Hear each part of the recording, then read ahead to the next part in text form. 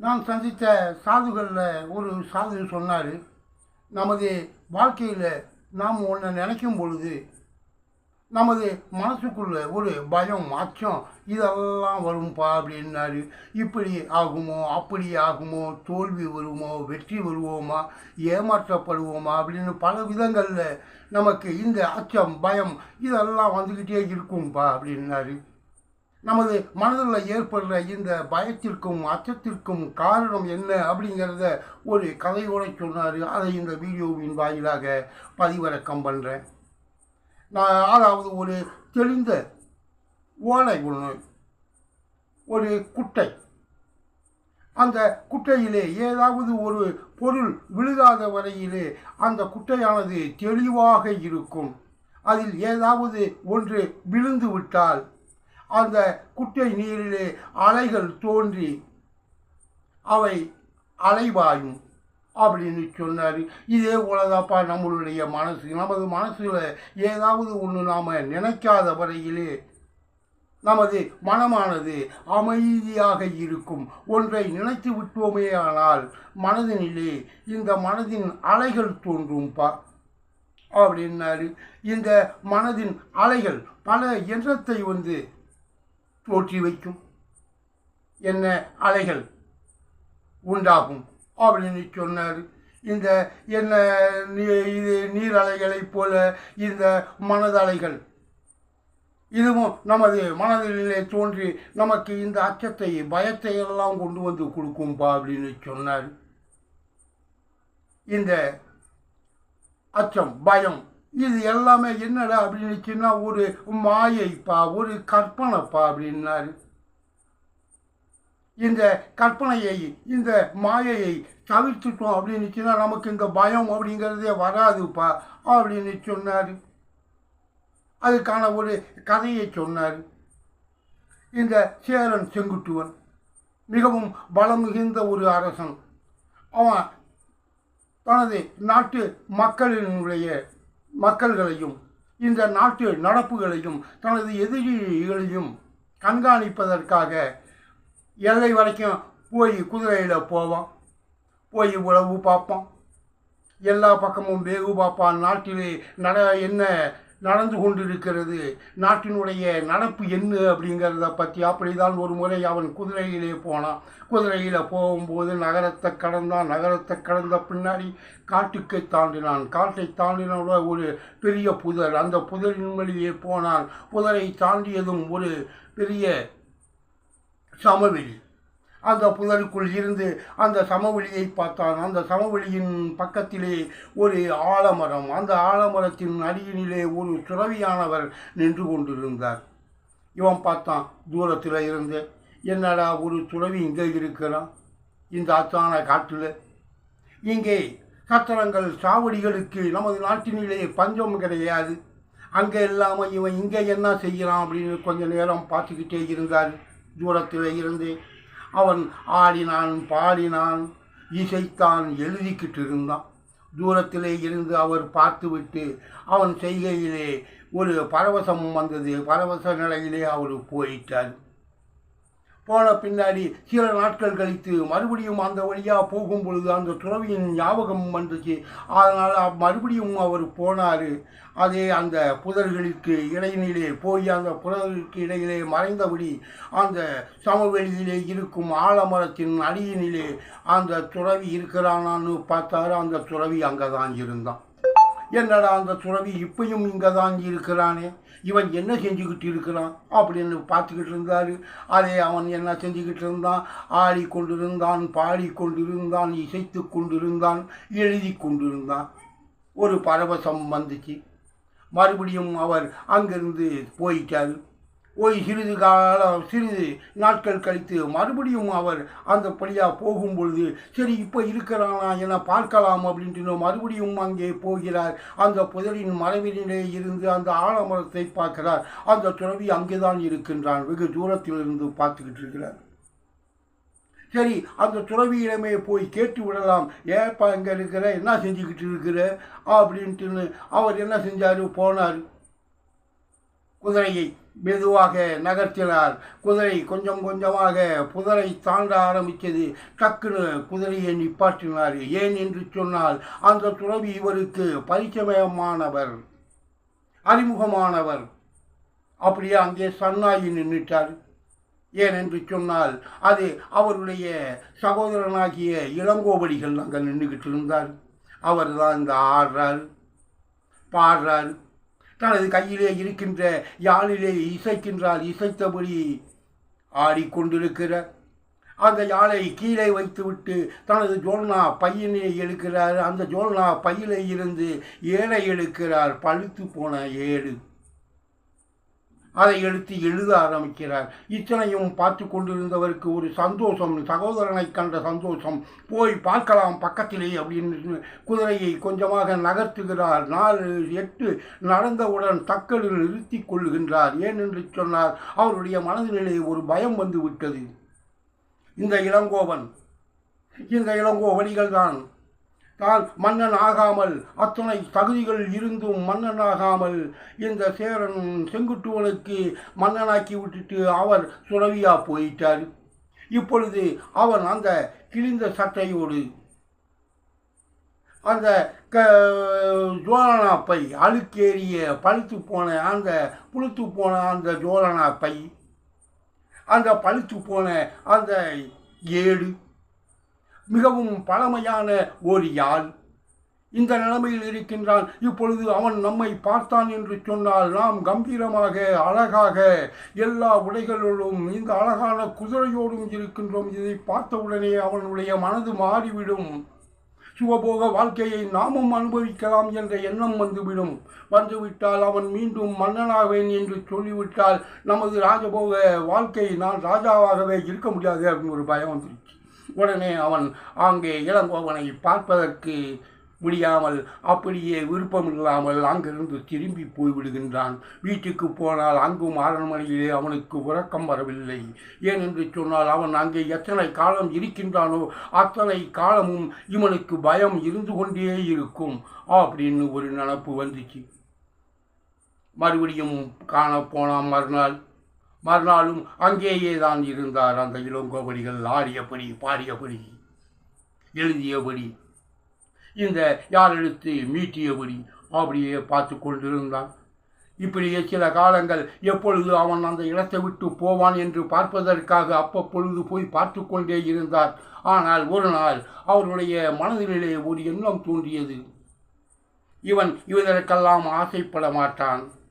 தான் ஆடாவிட்டாலும் தன் தசையாடும் என்பது போல இருந்தாலும் 1000 இருந்தாலும் அவன் நமது சகோதரன், நமக்கு விட்டு கொடுத்தவன், மறுபடியும் என்னத்துக்கு கேட்க போகிறான் அப்படின்ற ஒரு நம்பிக்கை வந்தது. அந்த நம்பிக்கையின் காரணமாக அவர் இளங்கோவை காணச் சென்றார். குதிரையை இளங்கோவடிகள் முன்னாடி கொண்டு போய் நிப்பாட்டினார். ஆலமரத்தடியில் இளங்கோவடிகளை பார்த்தார். இளங்கோவடிகளும் சேரன் செங்குட்டுவனை பார்த்தான். 2 பேரும் பேசிக்கொண்டே இருந்தார்கள். ஓடிக்கொண்டே இருந்தது சமயம். திடீரென்று சேரன் செங்குட்டுவன் நினைத்தான், இப்பொழுது விடைபெற்று போக வேண்டும். என்ன சொல்லி விடைபெற்று போகிறது யோசனை வந்துச்சு. ஏதாவது சொல்லிவிட்டு இவனை கலட்டி விட்டுட்டு போகணும் அப்படின்னு ஒரு எண்ணம் வந்துச்சு. இவன் இளங்கோவடிகளை பார்த்து சொன்னான். இருந்தாலும் ஒரு ஆறுதலுக்காக அவன் சம்மதிக்க மாட்டான் என்ற ஒரு குருட்டு நம்பிக்கையிலே சொன்னான். இது வரப்போகிற காலம் பயங்கரமாக காற்றடிக்கும், பயங்கரமாக மழை பெய்யும். இந்த மழை காலத்தில் இந்த ஆலமரத்தடியில் ஒன்றால் இருக்க முடியாது. இங்கே ஒதுங்குவதற்கு கூட எந்த ஒரு இடமும் கிடையாது. அதனால் இந்த மழைக்காலம் வரையிலே நீ அரண்மனையில் தங்கிக்கவா அப்படின்னு சொன்னார். அவன் சொல்லி வாய் மூடவில்லை. கீழே இருந்த பையுக்குள்ளே யாழை போட்டார். பக்கத்தில் இருந்த இந்த ஏடுகளை எடுத்து பையுக்குள்ளே போட்டார். ஜோலனா பையுக்குள்ளே அதை எடுத்து தனது தோள்பட்டையிலே மாற்றிக்கொண்டு அதனுடைய சேரன் செங்குட்டுவனுடைய குதிரையில் ஏறி உக்காந்துட்டார். உக்காந்து குதிரையை மெதுவாக நகர்த்திட்டார். இவன் சற்றும் எதிர்பார்க்கவில்லை. இவ்வளவு சீக்கிரத்தில் இவன் இந்த சுகபோக வாழ்க்கைக்கு அடிமைப்பட்டு விடுவான் என்று அவர் எண்ணவில்லை. பயம் அதிகம் பற்றிக்கிச்சு. என்ன செய்கிறது? சரி பார்க்கலாம் என்று இளங்கோவடிகளின் பின்னாடியே நடந்து சென்றான். இளங்கோவடிகள் குதிரையிலே அரண்மனைக்கு சென்றார். அரண்மனையிலே போலவுடன் நீண்ட காலத்துக்கு பின் வந்திருக்கின்றான் இந்த இளங்கோவடிகள். அதனால் அவனுக்கு ரொம்பவும் ஜெகஜோதியாக இருந்துச்சு. எல்லாரும் சவரட்டணைகளும் பெரிய அறை ஒதுக்கப்பட்டது. இந்த சேரன் செங்குட்டுவனின் அறையை விட 4 மடங்கு அதிகமான ஒரு அறை. அவனுடைய படுக்கையை விட ஒரு 3 மடங்கு பெரிய படுக்கை. விதவிதமான ஆடைகள் ஆபரணங்கள் எக்கச்சக்கமாக கொண்டு வந்து வச்சாங்க. இந்த சேரன் செங்குட்டுவனை விட அதிகப்படியான வேலையாட்கள் நியமிக்கப்பட்டார்கள். இவன் வகை வகையான உணவுகள் எல்லாம் பரிமாறப்பட்டது. விரும்பி விரும்பி கொண்டு வந்து கொடுத்தார்கள். இவன் வேலையாட்களை எல்லாவரையும் வேலை வாங்கினான். மெத்தையிலே படுத்து உருண்டினான். அவன் என்ன அந்த ஆலமரத்திலே செய்து கொண்டிருந்தானோ அதே ஆடல், பாடல், இசைத்தல், எழுதுதல், இதே வேலையை அங்கே செய்ய ஆரம்பிச்சிட்டாரு. ஜாலியாக காலம் ஓடிக்கிட்டு இருந்துச்சு. ஒரு 5-6 நாள் ஓடிடுச்சு. ஓடின பின்னாடி இந்த சேரன் செங்குட்டுவன் பார்த்தான், என்னடா இவன் ராஜபோகமாக வாழ்க்கையை அனுபவிக்கிறான். நம்ம இவ்வளவு சவரட்டனை எவனுமே செஞ்சதில்லை. இவனுக்கு எக்கச்சக்கமாக சவரட்டனை செய்கிறாங்களே அப்படின்ட்டு ஒரு அச்சம் வந்தது. ஏதோ இதில் உள்குத்திருக்குமோ என்று.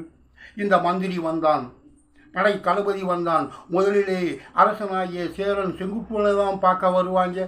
ஆனால் இப்போ சேரன் செங்குட்டுவனை பார்ப்பதற்கு முன்னால் இந்த இளங்கோவடிகளை பார்த்து விட்டு அப்புறம்தான் இவரை பார்க்குறாங்க. அதுலேயும் இவருக்கு ஒரு பயம் எடுத்துருச்சு. என்னடா இவங்க ஏதோ உள்குத்து விளையாடுறாங்களா அப்படின்னு. இதை நேரடியாக கேட்டுவிட்டால் அவன் தானப்பா ஆட்சியவே உனக்கு கொடுத்துட்டு போனான், இப்போ அவன் ஆட்சியை கேட்குறான், அவன் திருப்பி கேட்குறான், கொடுத்துருன்னு சொன்னாலும் சொல்லிவிடுவார்களோ அப்படிங்கிற ஒரு பயம். இவனும் போவது மாதிரி கிடையாது.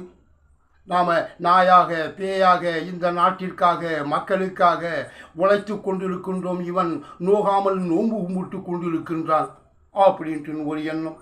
சரி என்று சொல்லி ஒரு நாள் போனான் இளங்கோவடிகிட்ட. இளங்கோவடியை பார்த்து கேட்டான், இந்த என்ன எப்படி போக சொல்கிறதுன்னு தெரியாமல் பக்கத்தில் போனதும் என்ன விஷயம்னு கேட்டார் இளங்கோவடிகள். உடனே கேட்டான், உனக்கும் எனக்குமான வித்தியாசம் என்ன அப்படின்னு கேட்டார் சேரன் செங்குட்டுவன். இந்த விஷயத்தை கேட்பதற்காகவா வந்த?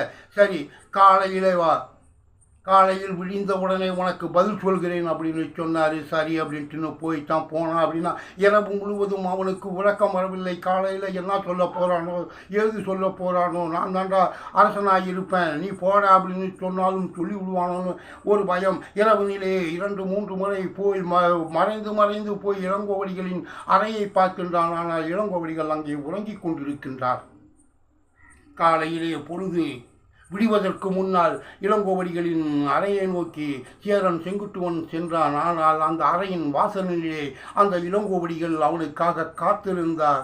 எப்படி என்று சொன்னால் அந்த அரச மரத்தடியிலே பார்த்த அதே உருவத்திலே நின்று கொண்டிருந்தார். அந்த கந்தலான உடையிலே அந்த அழுக்கு ஜோல்னா பையோடு, அந்த பையுக்குள்ளே ஏடோடு கையிலே பழமையான அந்த யாழோடு நின்று கொண்டிருந்தார்.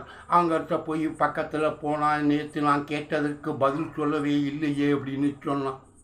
இதற்கான பதிலை நான் இந்த ஊரினுடைய எல்லையை தாண்டிய உடனே உனக்கு சொல்லுகின்றேன், வா என் கூட அப்படின்னாரு. சரி அப்படின்ட்டு 2 பேரும் நடந்து போனார். ரொம்ப தூரம் போயிட்டாங்க.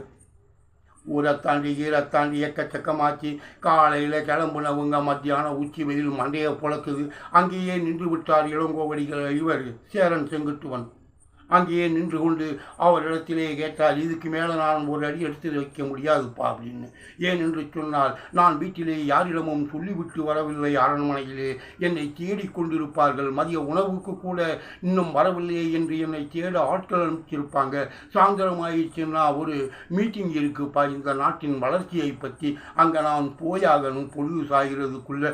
இப்போ போனாதான் அங்கே போக முடியும் அப்படின்னு சொல்கிறாரு. அவ்வளோதான் அப்பா, சரி விடு, இதுதான் உனக்கும் எனக்குமான வித்தியாசம் அப்படின்னு சொன்னார். இதுதான் உனக்கும் எனக்குமான வித்தியாசம். நீ ஒரு எல்லைக்குள் வாழ்கின்றாய். இந்த அரண்மனை குடும்பம், அரண்மனை, இந்த மக்கள், இந்த நாடு அப்படிங்கிற ஒரு வட்டத்துக்குள்ளே வாழ்ந்துக்கிட்டு இருக்கிறப்ப அந்த வட்டத்தை தாண்டி உன்னால் வர முடியாது. உனது கடந்த காலத்தையும் எதிர்காலத்தையும் நீ நினைத்து கொண்டு வாழ்ந்து கொண்டிருப்பவன். அதை கடந்து வர முடியாது. அதனுடைய கட்டுப்பாட்டினிலே வாழ்பவன் நீ. அந்த எதிர்காலத்தை நினைத்தே வாழ்ந்து அதற்கு அடிமைப்பட்டு வாழ்பவன். எனக்கென்று எந்த ஒரு இதுவுமே கிடையாதுப்பா அப்படின்னு சொன்னார். எந்த ஒரு வட்டமும் கிடையாது, எந்த ஒரு சதுரமும் கிடையாது, எனக்கு எந்த ஒரு கடந்த காலமும் கிடையாது, இந்த எதிர்காலமும் கிடையாது. நான் இந்த இப்பொழுதினிலே வாழ்ந்து கொண்டிருப்பவன். இந்த கணம் இந்த நிமிடம் மட்டுமே எனக்கு சொந்தம் என்று நான் வாழ்ந்து கொண்டிருப்பவன்பா அப்படின்னு சொன்னார். இதுதான் உனக்கும் எனக்குமான வித்தியாசம்ப்பா அப்படின்னு சொன்னார். அதாவது நீ முதல்ல என்னையை பார்க்கும் பொழுது நினைத்தேன், நீ உனது மனதினிலே என்னை பற்றி ஒரு பயம் வந்து விட்டது அப்படின்னு சொல்லிட்டு நான் மன்னனாக விடுவோனோ என்ற ஒரு பயம் வந்தது. ஏனென்றால் நீ கடந்த காலத்தை திரும்பி பார்த்தாய்.